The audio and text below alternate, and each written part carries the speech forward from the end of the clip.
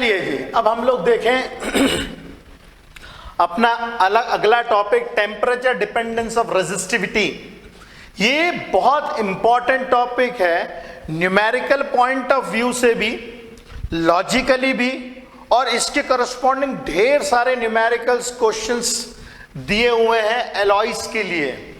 तो इस टॉपिक को बिल्कुल भी लाइटली नहीं लेना है, बहुत अच्छे से समझना है। टेम्परेचर डिपेंडेंस ऑफ रेजिस्टिविटी में हम लोगों ने 3 तरीके के मटेरियल चूज किए हैं। पहला है कंडक्टर्स, दूसरा है एलॉयज, और तीसरा है सेमीकंडक्टर्स। सबसे पहले हम लोग कंडक्टर्स पे आते हैं। कंडक्टर्स जैसे सिल्वर या कॉपर, इनके पास ऑलरेडी ढेर सारे नंबर ऑफ फ्री इलेक्ट्रॉन्स पर यूनिट वॉल्यूम होते हैं। It already has huge n, मतलब नंबर ऑफ फ्री इलेक्ट्रॉन्स पर यूनिट वॉल्यूम। n क्या होता है? नंबर ऑफ फ्री इलेक्ट्रॉन्स पर यूनिट वॉल्यूम। इनके पास ढेर सारे नंबर ऑफ फ्री इलेक्ट्रॉन्स पर यूनिट वॉल्यूम होते हैं, मतलब फ्री इलेक्ट्रॉन्स की संख्या भरपूर मात्रा में इन लोगों के पास होती है। तो ऐसे में क्या होता है कि जब हम लोग टेम्परेचर इंक्रीज करते हैं, टेम्परेचर के बढ़ाने से नंबर ऑफ फ्री इलेक्ट्रॉन्स पर यूनिट वॉल्यूम और ज्यादा बढ़ जाते हैं। ऑलरेडी बहुत ज्यादा है, पहले से ही बहुत ज्यादा है, नंबर ऑफ फ्री इलेक्ट्रॉन्स और ज्यादा बढ़ जाते हैं। नंबर ऑफ फ्री इलेक्ट्रॉन्स और ज्यादा बढ़ने के कारण क्या होता है, जो कोलिजन्स होते हैं, कोलिजन्स जो होते हैं इलेक्ट्रॉन्स के बीच में, वो बहुत तेजी से बढ़ जाते हैं। ये ठीक उसी तरीके से होता है जैसे आप अकेले भाग रहे हो, या जैसे थिएटर में पिक्चर छूटी, और पिक्चर जब छूटी और आप दौड़ लगा रहे हो। आप दौड़ लगा ही नहीं सकते क्योंकि इतने सारे लोग होते हैं, थिएटर से निकले हुए इतने ढेर सारे लोगों के बीच में आप दौड़ोगे तो कभी यहां भिड़ोगे, कभी इधर भिड़ोगे, कभी उससे भिड़ोगे, कभी उससे भिड़ोगे, आप भिड़ते ही रहोगे, आप दौड़ ही नहीं पाओगे। तो नंबर ऑफ फ्री इलेक्ट्रॉन्स पर यूनिट वॉल्यूम बढ़ने के कारण कोलिजन्स बढ़ जाते हैं।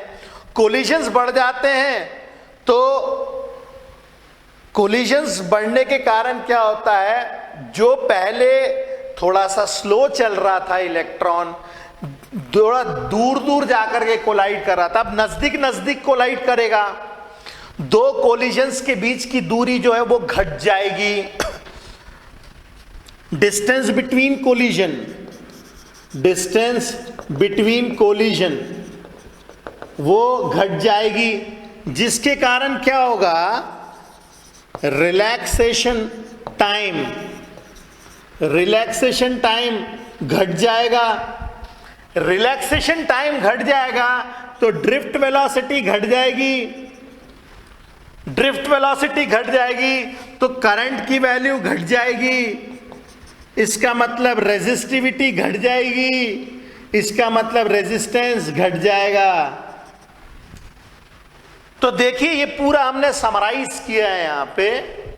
टेम्परेचर बढ़ाओगे तो नंबर ऑफ फ्री इलेक्ट्रॉन्स पर यूनिट वॉल्यूम, जो कि ऑलरेडी बहुत ज्यादा होते हैं इनके पास में, n की value approximately 10 to the power 29 electrons पर यूनिट मीटर क्यूब होते हैं फॉर कॉपर, बहुत ज्यादा होते हैं। तो n के बढ़ने के कारण कोलिजन्स बढ़े, कोलिजन्स बढ़ने के कारण डिस्टेंस बिटवीन कोलिजन घट गया, रिलैक्सेशन टाइम घट गया, ड्रिफ्ट वेलोसिटी घट गई, करंट घट गया, मतलब रेजिस्टिविटी बढ़ गई और रेजिस्टेंस भी इसके अंदर में बढ़ गया। ओके, अब इसको ग्राफिकली कैसे आप लोग दिखाएंगे? तो ग्राफिकली दिखाने के लिए हम लोग क्या करते हैं, यहां लेते हैं टेम्परेचर और यहां पे लेते हैं रेजिस्टिविटी, और इसका जो ग्राफ बनता है ये कुछ इस तरीके का ग्राफ बनता है, ऐसा कुछ इस तरीके का ग्राफ हमें देखने को मिलता है। और हम लोग देखेंगे हायर टेम्परेचर्स के ऊपर रेजिस्टिविटी का बढ़ना और तेज हो जाता है, लो टेम्परेचर्स के ऊपर तो स्लो स्लो बढ़ता है, मगर हायर टेम्परेचर्स के ऊपर तेजी से रेजिस्टिविटी बढ़ती है। अब एलॉयज का केस में देखें, एलॉयज के केस जो है, क्योंकि एलॉय जो होता है it's a mixture of metal and a non metal, तो एलॉय जो रहता है एक्चुअल में it's a combination of, it's a homogeneous mixture of metal plus metal या मेटल प्लस नॉन मेटल। तो सारा बिहेवियर वो कंडक्टर के जैसा ही दिखाता है।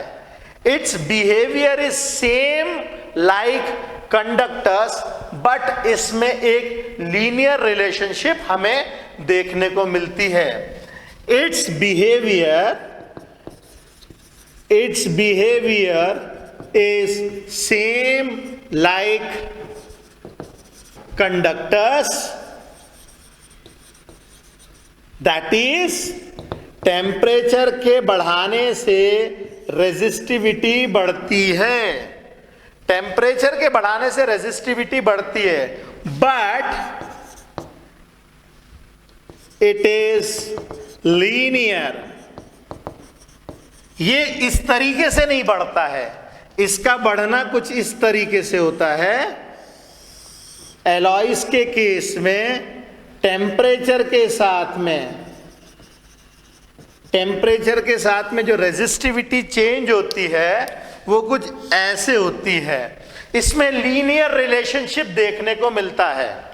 ओके, इसमें लीनियर रिलेशनशिप देखने को मिलता है, और जब भी इस तरीके की लीनियर रिलेशनशिप देखने को मिलती है तब हमारे पास में एक फॉर्मूला आता है। वो फॉर्मूला ऑब्जर्वेटरी फॉर्मूला है, और वो फॉर्मूला क्या होता है? मान लीजिए ये टेम्परेचर है T1 और ये कोई दूसरा टेम्परेचर है T2। इस टेम्परेचर T1 के ऊपर हमारे पास रेजिस्टिविटी है ρ1 और इसके ऊपर रेजिस्टिविटी है से ρ2। तो ऐसे सिचुएशन में resistivity at temperature 2 will be equal to resistivity temperature 1 पे जितनी थी वो तो रहेगी, साथ में थोड़ी और बढ़ेगी, plus alpha times T2 minus T1, जिसे हम लोग डेल्टा T भी लिख सकते हैं। ये सिमिलर इसी तरीके के फॉर्मूले हम लोगों ने बॉयल्स लॉ और चार्ल्स लॉ में भी पढ़े हुए हैं। ओके, उसी तरीके का रिलेशन इसके अंदर में आता है देखने को। ओके, तो resistivity at 2 will be equal to, यहां पे जितनी रेजिस्टिविटी रहेगी यहां जितनी है उतनी तो है ही, साथ में इतनी एक्स्ट्रा है ना, तो ये एक्स्ट्रा कितनी रहेगी? वो रहेगी इतने टाइम्स अल्फा। इसे कहते हैं अपन लोग कोएफिशिएंट ऑफ रेजिस्टिविटी, तो alpha times T2 minus T1। Okay, अब हम इसको ऐसे भी लिख सकते हैं, R2 is equal to R1 plus R1 अल्फा T2 माइनस T1, ऐसे भी लिख सकते हैं, क्योंकि पूरी इक्वेशन में रो एल अपॉन ए तो मल्टीप्लाई करना है, यहाँ पे एल अपॉन ए मल्टीप्लाई कर दिया, यहाँ पे एल अपॉन ए मल्टीप्लाई कर दिया, तो रेजिस्टेंस बन जाएगा। तो ये फॉर्मूला हम लोग इस्तेमाल कर सकते हैं, ठीक है। ये फॉर्मूले जो है डायरेक्ट इसका कोई डेरिवेशन नहीं है, मगर ये फॉर्मूले हम लोग इस्तेमाल कर सकते हैं। ओके, तो ये कुछ इस तरीके से एलॉयज के लिए ये फॉर्मूला आता है। ध्यान रहे, ये एलॉयज के लिए या वो मेटल्स या वो कंडक्टर्स जो इस तरीके का बिहेवियर अपनाते हैं, केवल उन्हीं के लिए है ये हर किसी के लिए फॉर्मूला नहीं है। ओके, तो ये ध्यान रहे, जैसे कुछ एक वायर्स होते हैं प्लैटिनम के, वो भी इस तरीके का रिलेशन फॉलो करते हैं। ओके, तो ये एलॉयज के लिए हो गया। इसके बाद तीसरा आता है सेमीकंडक्टर्स के लिए। तो सेमीकंडक्टर्स में इनके अंदर में ऑलरेडी जो है नंबर ऑफ फ्री इलेक्ट्रॉन्स पर यूनिट वॉल्यूम वेरी लेस होता है। इसके अंदर में नंबर ऑफ फ्री इलेक्ट्रॉन्स पर यूनिट वॉल्यूम पहले से ही बहुत कम होता है। तो जैसे ही हम लोग टेम्परेचर बढ़ाते हैं, टेम्परेचर के बढ़ाने से नंबर ऑफ फ्री इलेक्ट्रॉन्स पर यूनिट वॉल्यूम बढ़ेंगे।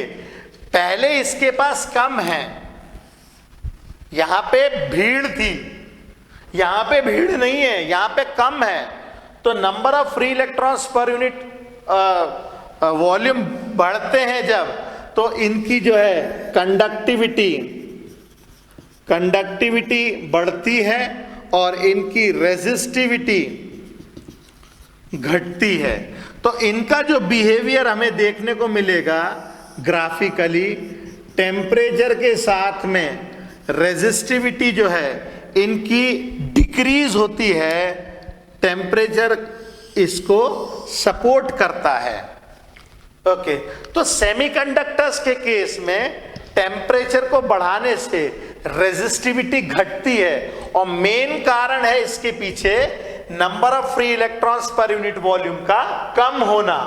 ये ऑलरेडी कम है, तो टेम्परेचर बढ़ाने से जब ये बढ़ेंगे तो वो कंडक्टिविटी देने लगता है, ड्रिफ्टिंग मिलने लगती है, रिलैक्सेशन टाइम जो है वो वेरी हो जाता है, जिसके कारण हमारी रेजिस्टिविटी घटती हुई मिलती है। ओके, तो अब हमें जो है नेक्स्ट एजेंडा है हमारा इन फॉर्मूले के ऊपर बेस्ड कुछ न्यूमेरिकल्स करना, और वो बहुत इंपॉर्टेंट है। तो आप फटाफट पहले इसे लिखिए, फिर हम इस फॉर्मूले के ऊपर बेस्ड कुछ न्यूमेरिकल्स करेंगे। ओके, अच्छा, यहां पे जो अल्फा होता है इसे कहते हैं हम लोग thermal coefficient of resistivity. Okay, चलिए फटाफट लिखिए।